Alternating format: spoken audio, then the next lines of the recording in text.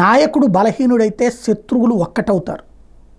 ఇక్కడ ఆ నాయకత్వాన్ని లాక్కునే ప్రయత్నం చేస్తారు, లేదా దెబ్బ కొట్టే ప్రయత్నం చేస్తారు.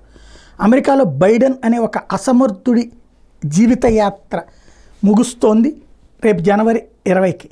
అయితే ఈ లోపుగానే మూడో ప్రపంచ యుద్ధం తేవాలన్నటువంటి ప్రయత్నాలు, కుట్రలు, దానికి సంబంధించినటువంటి వీడియోస్ కూడా మనం పార్థసారథి పొట్లూరు గారికి సంబంధించిన కథనాలు కూడా చూసాం. అయితే ఇక్కడ కీ పాయింట్ ఏంటయ్యా అంటే, ఏదైతే ప్రస్తుతం జరుగుతున్నటువంటి పరిణామాలలో డాలర్ దెబ్బతినేటటువంటి పరిస్థితిని సృష్టించడం కోసం బ్రిక్స్ కరెన్సీ అన్నది ఇటు చైనా, రష్యా, సౌదీ అరేబియా వీళ్ళందరూ కలిసి ప్లాన్ చేస్తుంటే భారతదేశం దాన్ని ఆపుతూ వచ్చింది. ఎందుకంటే చివరికి దీని మీదన గ్రిప్పు ఇప్పుడు డాలర్ మీదన ఇట్లాగే అన్ని దేశాలు కలిపని ప్రిపేర్ చేస్తే అమెరికా చేతికి గ్రిప్ వచ్చింది.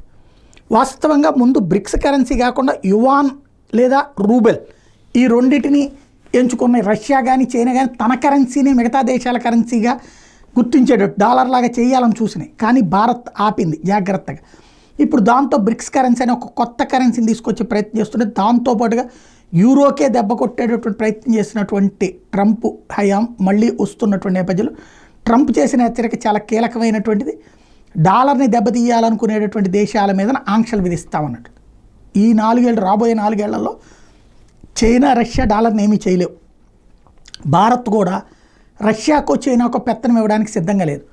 డాలర్ పెరగాలని కోరుకోదు. అలాగని డాలర్ అంతం కోసం జరిగే పోరులో శత్రువులకి, అమెరికా శత్రువులకి జట్టు కట్టదు భారతదేశం.